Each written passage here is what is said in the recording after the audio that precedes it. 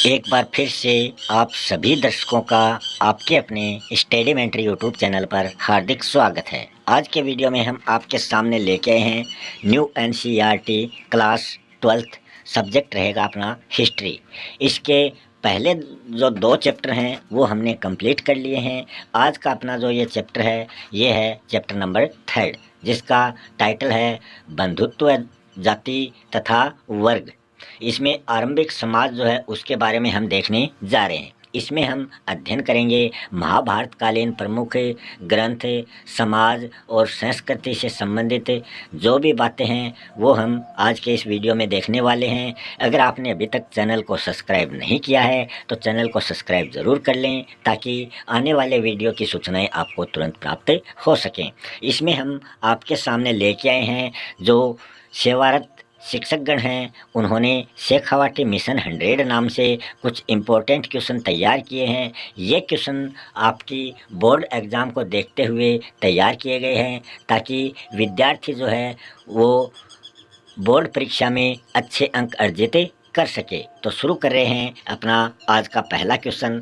महाभारत का समालोचनात्मक संस्करण तैयार करने की महत्वाकांक्षी परियोजना जो है वो कब से शुरू हुई मानी जाती है? तो ये 1919 से शुरू हुई मानी जाती है।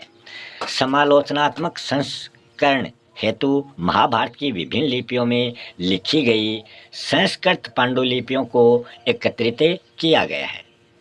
अगला है महाभारत की जो मूल भाषा है वो क्या रही है? तो वो रही है संस्कृत, क्योंकि यही प्राचीन भाषा मानी जाती है। किन शासकों को उनके मातृ नाम से जाना जाता है अथवा किस राजवंश के राजाओं के नाम से पूर्व मातृ नाम मतलब माता का नाम लिखा जाता था? तो वो हैं सातवाहन वंश। स्वयं को अनूठा ब्राह्मण और क्षत्रियों के दर्प का हनन करने वाला किस शासक ने बताया है कि या फिर सातवाहन राजवंश का सबसे प्रसिद्ध शासक कौन था? और किस शासक ने यह दावा किया कि उसने चारों वर्णों के बीच में विवाह संबंध होने पर रोक लगाई? और किस शासक ने शक शासक रुद्रदामन के परिवार से विवाह संबंध स्थापित किए थे? तो इन सभी क्वेश्चनों का एक ही जवाब हो जाएगा, वो हो जाएगा गोमतीपुत्र श्री सातकर्णी। तो ये गोमतीपुत्र सातकर्णी जो है ये इसका सही जवाब हो जाएगा। नेक्स्ट है मनुस्मृति का संकलन जो है वो संस्कृत भाषा में हुआ माना जाता है। धर्मसूत्र और धर्मशास्त्र जो है वो विवाह के जो 8 प्रकार हैं उनको अपनी स्वीकृति देते हैं। आरंभिक संस्कृत परंपरा में महाभारत को जो है वो इतिहास की श्रेणी में रखा जाता है। विशाल महाकाव्य महाभारत में वर्तमान में 1 लाख से अधिक श्लोक इसमें शामिल हैं। वर्ण व्यवस्था को देवीय व्यवस्था प्रमाणित करने के लिए किस वेद का उदाहरण दिया जाएगा? तो वो रहेगा अपना प्राथमिक जो वेद है ऋग्वेद। सबसे पहला वेद है ये ऋग्वेद। साहित्य परंपरा में महाभारत के रचयिता जो हैं वो वेद व्यास माने जाते हैं। वाल्मीकि जो हैं ये रामायण के रचयिता हैं। चांडालों के बारे में इनमें से कौन सा कथन गलत है मतलब सत्य नहीं है? तो गांव से बाहर रहना ये बिल्कुल सही था। चांडाल गांव से बाहर रहते थे। लोहे के आभूषण वो पहनते थे, ये भी सही है। फेंके हुए बर्तन वो इस्तेमाल करते थे, ये भी सही है। मगर यज्ञ में भाग लेने की अनुमति उनको नहीं थी, यही क्या इसमें गलत है। कौरवों ने ज्येष्ठ मतलब गांधारी का जो ज्येष्ठ पुत्र है वो कौन था? तो वो था दुर्योधन। ये गांधारी का सबसे ज्येष्ठ पुत्र था। नेक्स्ट क्वेश्चन है मनुस्मृति में पुरुषों के लिए धन अर्जित करने के 7 तरीकों का वर्णन मिलता है। वो कौन से तरीके हैं वो हम आगे देखेंगे। मनुस्मृति में स्त्रियों के लिए धन अर्जित करने के 6 तरीकों का वर्णन मिलता है। मतलब पुरुषों का तरीका 7 है और महिलाओं का तरीका 6 तरीके से धन अर्जित करती थी। नेक्स्ट क्वेश्चन है शास्त्रों के अनुसार केवल जो क्षत्रिय हैं वही राजा हो सकते हैं। महाभारत के समालोचनात्मक संस्करण को तैयार करने में लगभग 47 वर्ष का समय लगा था। संस्कृत ग्रंथों में कुल जो शब्द है उसका प्रयोग परिवार के लिए, और जो जाति है जाति शब्द का प्रयोग बांधवों में बड़े समूह के लिए होता है। पिता से पुत्र, फिर पौत्र और फिर परपौत्र को संपत्ति की जो व्यवस्था है वो पितृवंशिकता व्यवस्था के तहत उसे मिलती है। कौरव और पांडव जो हैं वो कुरु वंश से संबंधित माने जाते हैं। अंतर्विवाह में वैवाहिक संबंध जो हैं वो समूह के मध्य आयोजित होते हैं। अधिकतर राजवंश लगभग 6ठी शताब्दी ईसा पूर्व से पितृवंशिकता प्रणाली का अनुसरण करते थे। इंद्र, सूर्य, युद्ध और वर्षा के एक प्रमुख देवता माने जाते हैं। धर्मसूत्रों और धर्मशास्त्रों में चारों वर्गों के लिए आदर्श जीविका से जुड़े कई नियम हमें देखने को मिलते हैं। आरंभिक अभिलेखों में से एक में प्रसिद्ध शक राजा जिसका नाम है रुद्रदामन, उनके द्वारा सुदर्शन सरोवर या सुदर्शन झील के जीर्णोद्धार का वर्णन हमें देखने को मिलता है। नेक्स्ट है पांचाल नरेश द्रुपद ने एक स्वयंवर का आयोजन किया था। महाश्वेता देवी की लघु कथा का जो शीर्षक है वो है कुंती औ निषादी। शवों की अंत्येष्टि और मृत पशुओं को छूने वाले को चांडाल की श्रेणी में रखा जाता था। मनुस्मृति में चांडालों के कर्तव्यों की सूची हमें देखने को मिलती है। महाभारत की मुख्य कथा जो है वो कौरवों और पांडवों के बीच में हुए युद्ध का चित्रण करती है। अगला क्वेश्चन है गोत्र प्रणाली 1000 ईस्वी के बाद से प्रचलन में आई है। परिवार एक बड़े समूह का हिस्सा होते हैं जिन्हें हम संबंधी कहते हैं। प्रत्येक गोत्र एक वैदिक ऋषि के नाम पर होता था। सातवाहन शासक दक्षिण पश्चिम भारत पर शासन करते थे। आप जाति शब्द से परिचित होंगे जो एक सोपानात्मक सामाजिक वर्गीकरण को दर्शाता है। आख्यान में कहानियों का संग्रह हमें मिलता है। उपदेशात्मक भाग में सामाजिक आचार विचार के मानदंडों का चित्रण मिलता है। महाभारत की मूल कथा के रचयिता भाट सारथी माने जाते हैं। महाभारत की मूल कथा के रचयिता भाट सारथी थे जिनको सूत कहा जाता था। 1951-52 में पुरातत्ववेत्ता बीबी लाल ने मेरठ जिले के हस्तिनापुर नामक गांव में उत्खनन किया था। जाति जन्म पर उस समय आधारित थी। यायावर को शंका की दृष्टि से देखा जाता था। इन्हें असंस्कृत भाषी पशुपालक मतलब यायावर जो पशुपालक हैं उनको शंका की दृष्टि से देखा जाता था और इन्हें असंस्कृत भाषी मलेच्छ से समझा जाता था। द्रोणाचार्य जो हैं वो कुरु वंश के राजकुमारों को धनुर्विद्या की शिक्षा देने वाले गुरु माने जाते हैं। द्रोणाचार्य के प्रिय शिष्य जो हैं वो अर्जुन थे। महाभारत के समालोचनात्मक संस्करण को तैयार करने का कार्य कब और किसके नेतृत्व में शुरू हुआ? तो ये 1919 ईस्वी में प्रसिद्ध संस्कृत विद्वान V.S. सुकंथाकर के नेतृत्व में शुरू हुआ था। नेक्स्ट है इतिहासकार महाभारत ग्रंथ की विषय वस्तु को किन दो मुख्य शीर्षकों के अंतर्गत रखते हैं? तो इतिहासकार महाभारत ग्रंथ की जो विषय वस्तु है उसको दो मुख्य शीर्षकों के अंतर्गत रखते हैं। एक तो आख्यान में कहानियों का संग्रह होता है और एक उपदेशात्मक में सामाजिक आचार विचार के मानदंडों का चित्रण मिलता है। नेक्स्ट है महाभारत का सबसे महत्वपूर्ण उपदेशात्मक अंश जो है वो पूछा है कौन सा है? तो वो अंश है कि वो भगवद गीता वो अंश है जहाँ कुरुक्षेत्र की युद्ध भूमि में श्री कृष्ण जो हैं वो अर्जुन को उपदेश देते हुए दिखाए गए हैं। नेक्स्ट है महाभारत की सबसे चुनौतीपूर्ण उपकथा कौन सी मानी जाती है? तो वो मानी जाती है द्रौपदी के पांडवों से विवाह की। लगभग 5वीं शताब्दी ईस्वी में चीन से भारत आए किस बौद्ध भिक्षु का ये कहना था कि अस्पृश्यों को सड़क पर चलते हुए करताल बजाकर अपने होने की सूचना देनी पड़ती थी? तो वो बौद्ध भिक्षु थे जो चीन से आए थे, उसका नाम था फासियन। लगभग 7वीं शताब्दी ईस्वी में चीन से भारत आए किस चीनी यात्री ने कहा कि अधिक और सफाई करने वालों को नगर से बाहर रहना पड़ता था, तो वो चीनी यात्री का नाम था ट्वेन त्सांग। नेक्स्ट है बहिर्विवाह पद्धति से आप क्या समझते हैं? मतलब अपने गोत्र से बाहर विवाह करने को बहिर्विवाह पद्धति कहा जाता है।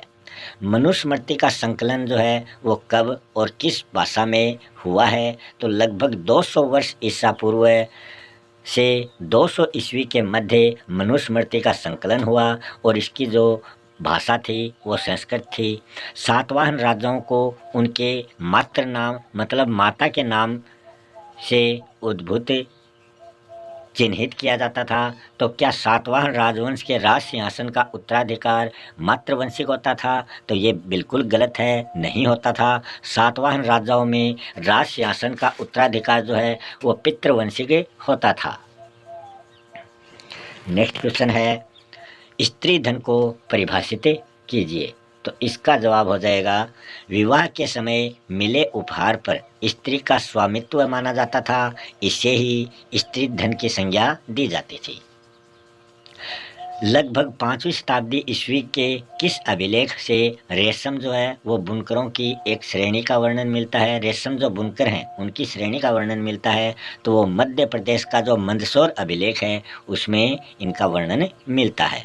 नेक्स्ट क्वेश्चन है दसपुर के नाम से किसे जाना जाता है? तो वो मंदसौर को जाना जाता है जो एमपी में स्थित एक शहर है। महाभारत का प्रथम पर्व या अध्याय कौन सा है? तो वो है आदि पर्वन। नेक्स्ट क्वेश्चन है पुरुष सूक्त कहाँ से लिया गया है? तो पुरुष सूक्त जो है वो सबसे प्राचीन वेद ऋग्वेद के 10वें मंडल से लिया गया है। नेक्स्ट क्वेश्चन है मंदसौर अभिलेख के अनुसार मंदसौर आई रेशम बुनकरों की एक श्रेणी मूलतः कहाँ की निवासी थी? तो रेशम बुनकरों की एक श्रेणी जो थी वो मूलतः लाट मतलब गुजरात प्रदेश की निवासी थे। वहाँ से वो मंदसौर चले गए थे। मंदसौर को उसी समय दसपुर के नाम से भी जाना जाता था। नेक्स्ट है ब्राह्मण ऋग्वेद के पुरुष सूक्त को वर्ण व्यवस्था को जो देवीय व्यवस्था बनाने के लिए बहुधा या फिर प्राय क्यों प्रयोग करते थे? तो जवाब हो जाएगा अपनी मान्यता को प्रमाणित करने के लिए ब्राह्मण जो थे वो बहुधा ऋग्वेद के पुरुष सूक्त को इसलिए प्रयोग करते थे क्योंकि यह सूक्त उनकी श्रेष्ठता को प्रमाणित करता है। पुरुष सूक्त के अनुसार ब्राह्मण की उत्पत्ति ब्रह्मा के मुख से हुई मानी जाती है, इसलिए वह अन्य 3 वर्गों से श्रेष्ठ माना जाता है। नेक्स्ट क्वेश्चन है ब्राह्मणों द्वारा स्थापित देवीय व्यवस्था में वर्ण कौन कौन से थे? तो उस समय 4 वर्ण थे ब्राह्मण, क्षत्रिय, वैश्य और शूद्र।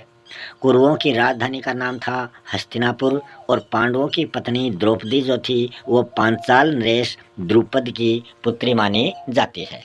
कौरव जो थे वो धृतराष्ट्र और गांधारी के पुत्र माने जाते हैं। पांडव जो हैं वो पांडु एवं कुंती या और माद्री के पुत्र माने जाते हैं। नेक्स्ट क्वेश्चन है सातवाहन राजाओं से विवाह करने वाली रानियों के नाम किन गोत्रों से उद्भूत थे? तो वो थे सातवाहन राजाओं से विवाह करने वाली रानियों के नाम का विश्लेषण करने का पता चलता है उनके नाम गौतम और वशिष्ठ गोत्रों से उद्भूत थे जो उनके पिता के गोत्र माने जाते हैं। कुरु जनपद के 2 दलों कौरव और पांडवों के बीच में महाभारत का युद्ध किस कारण हुआ था? तो वो भूमि और सत्ता को लेकर ये युद्ध हुआ था। मध्यम निकाय किस भाषा में रचित है और ये किस धर्म से संबंधित है? तो ये बौद्ध धर्म से तो संबंधित है और इसकी जो भाषा है वो पाली भाषा है जिसमें ये रचा गया था। किस बौद्ध ग्रंथ से राजा अवंतीपुत्र और बुद्ध के अगुवाई कंचन के बीच में हुए संवाद का उल्लेख मिलता है? तो वो बौद्ध ग्रंथ है मध्यम निकाय। अगला क्वेश्चन है बहिर्विवाह पद्धति और अंतर्विवाह जो पद्धति है उसमें आपको डिफरेंस बताना है या फिर बहिर्विवाह पद्धति अंतर्विवाह पद्धति से किस प्रकार भिन्न है ये आपको इसका जवाब देना है। तो इसका जवाब हो जाएगा अपने गोत्र से बाहर विवाह करने की जो प्रथा है वो बहिर्विवाह पद्धति कहलाती है, जबकि अंतर्विवाह पद्धति में जो वैवाहिक संबंध हैं वो अपने ही गोत्र या कुल में स्थापित होते हैं। बहिर्विवाह पद्धति की कोई दो विशेषताएं बताइए। बहिर्विवाह पद्धति में वैवाहिक संबंध अपने गोत्र से बाहर स्थापित किए जाते हैं। बहिर्विवाह पद्धति में कन्यादान अर्थात विवाह में कन्या की भेंट को पिता का महत्वपूर्ण धार्मिक कर्तव्य माना जाता है। मनुस्मृति में उल्लेखित पहली और चौथी विवाह पद्धति को आपको समझाना है। तो पहली विवाह पद्धति ब्रह्म विवाह के नाम से जानी जाती है। इसमें पिता जो हैं वो वर को घर बुलाकर अपनी कन्या को सौंप देता है। और चौथी विवाह पद्धति जो है वो प्रजापत्य विवाह के नाम से जानी जाती है।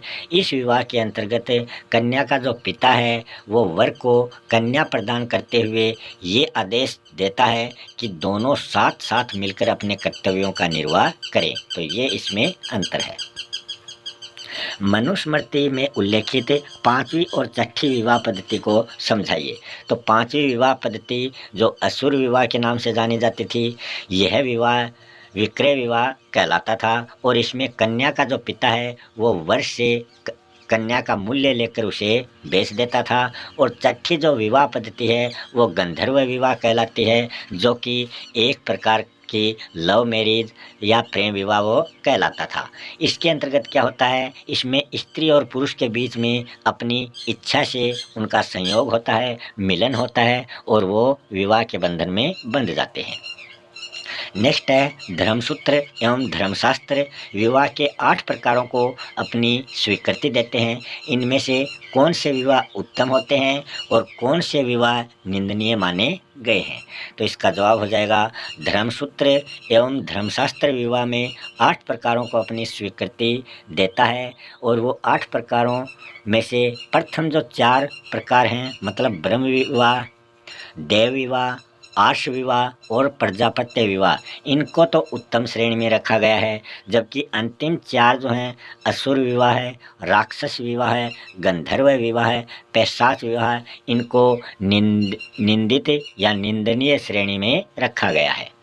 नेक्स्ट है गोत्र व्यवस्था को समझाइए। 1000 ईसा पूर्व के लगभग गोत्र प्रणाली जो थी वो प्रचलन में आई थी। इससे लोगों को वैदिक ऋषियों के नाम पर अलग अलग गोत्रों में बांटा गया। गोत्र प्रणाली के 2 नियम प्रमुख माने जाते हैं। पहला है विवाह के पश्चात स्त्रियों को पिता के स्थान पर पति के गोत्र का माना जाता था। दूसरा इसका नियम था एक ही गोत्र के सदस्य आपस में विवाह संबंध स्थापित नहीं कर सकते थे। नेक्स्ट क्वेश्चन है क्या अधिकतर राजवंश पितृवंशिकता प्रणाली का अनुसरण करते थे? इस प्रणाली में क्या विभिन्नताएं थी? तो इसका जवाब हो जाएगा अधिकतर राजवंश, इसका जवाब हो जाएगा अधिकतर राजवंश पितृवंशिकता प्रणाली का अनुसरण करते थे। ये बिल्कुल सही बात है। हाँ, हालांकि इस प्रथा में विभिन्नता थी कि कभी पुत्र के न होने पर एक भाई जो है वो दूसरे भाई का उत्तराधिकारी हो जाता था, तो कभी बंधु बांधव सिंहासन पर अपना अधिकार जमाते थे। कुछ विशेष परिस्थितियों में स्त्रियां जैसे कि प्रभावती गुप्त सत्ता का उपयोग करती थी। नेक्स्ट क्वेश्चन है गोत्र प्रणाली के कोई 2 नियमों का उल्लेख आपको करना है। इसका जवाब हो जाएगा पहला नियम है विवाह के पश्चात स्त्रियों को पिता के स्थान पर अपने पति के गोत्र का माना जाता था। दूसरा नियम था एक ही गोत्र के सदस्य आपस में विवाह संबंध स्थापित नहीं कर सकते थे। नेक्स्ट क्वेश्चन है क्या विवाह के समय गोत्र नियमों का पालन अनिवार्य होता था? तो बिल्कुल नहीं। उदाहरण है सातवाहन राजाओं ने गोत्र प्रणाली के नियमों का पालन नहीं किया। सातवाहन राजाओं को उनके मातृ नाम से जाना जाता था। सातवाहन राजाओं की रानियों ने विवाह के बाद भी अपने पिता के गोत्र को कायम रखा और अपने पति कुल के गोत्र को उन्होंने कभी ग्रहण नहीं किया। सातवाहन राजाओं की कुछ रानियां एक ही गोत्र से थी, यानी कि उनका अंतर्विवाह हुआ था। नेक्स्ट क्वेश्चन है, महाभारत काल में वर्ण व्यवस्था के नियमों का पालन करवाने के लिए ब्राह्मणों ने कौन सी नीतियाँ या कौन सी रणनीतियाँ अपनाई? उनमें पहली है वर्ण व्यवस्था को देवीय व्यवस्था बनाया। दूसरी नीति है शासकों को अपने राज्य में वर्ण व्यवस्था के नियमों को लागू करवाने हेतु उन्होंने कहा। तीसरी नीति थी लोगों को उन्होंने विश्वास दिलाया कि उनकी प्रतिष्ठा जो है वो जन्म पर आधारित है। नेक्स्ट क्वेश्चन है, धर्मसूत्रों और धर्मशास्त्रों में चारों वर्णों के लिए आदर्श जीविका से जुड़े कई नियम मिलते हैं, उनको आपको स्पष्ट करना है। तो जवाब हो जाएगा ब्राह्मण, क्षत्रिय, वैश्य, शूद्र, ये 4 वर्ण थे। इन चारों के बारे में हम देखेंगे। ब्राह्मणों का काम था अध्ययन करना, वेदों की शिक्षा, यज्ञ करवाना, दान दक्षिणा लेना। क्षत्रियों का कार्य था युद्ध करना, लोगों को सुरक्षा प्रदान करना, न्याय दिलाना, वेद पढ़ना, यज्ञ करवाना, दान दक्षिणा देना। वैश्यों का कार्य था वेद पढ़ना, यज्ञ करवाना, दान दक्षिणा देना, कृषि, गौपालन, व्यापार करना। शूद्रों का कार्य था उपयुक्त तीनों उच्च वर्णों की सेवा करना। नेक्स्ट क्वेश्चन है, क्या आरंभिक राज्यों में शासक निश्चित रूप से क्षत्रिय होते थे या फिर क्या आरंभिक राज्यों में राजत्व क्षत्रिय कुल में जन्म लेने पर ही निर्भर करता था? तो ये बिल्कुल गलत बात है। नहीं, शास्त्रों के अनुसार केवल क्षत्रिय राजा हो सकते थे, किंतु अनेक महत्वपूर्ण राजवंशों की उत्पत्ति अन्य वर्णों से भी मानी जाती है। जैसे कि मौर्य शासकों को ब्राह्मणीय शास्त्र जो है वो निम्न कुल का मानते हैं। शुंग और कण्व वंश के जो शासक हैं वो ब्राह्मण थे और मध्य एशिया से आए शक शासकों को ब्राह्मण म्लेच्छ या बर्बर मानते थे। इन उदाहरणों को देखकर यही लगता है कि राजनीतिक सत्ता का उपयोग हर वह व्यक्ति कर सकता है जो समर्थन और संसाधन जुटा सके। नेक्स्ट क्वेश्चन है, वर्ण और जाति व्यवस्था में क्या अंतर है? तो वर्ण जो है, वर्णों की कुल संख्या 4 है, जबकि जातियों में कोई भी संख्या निश्चित नहीं है। वर्ण व्यवस्था को देवीय व्यवस्था माना जाता है, जबकि जो जाति व्यवस्था है वो जन्म पर आधारित मानी जाती है।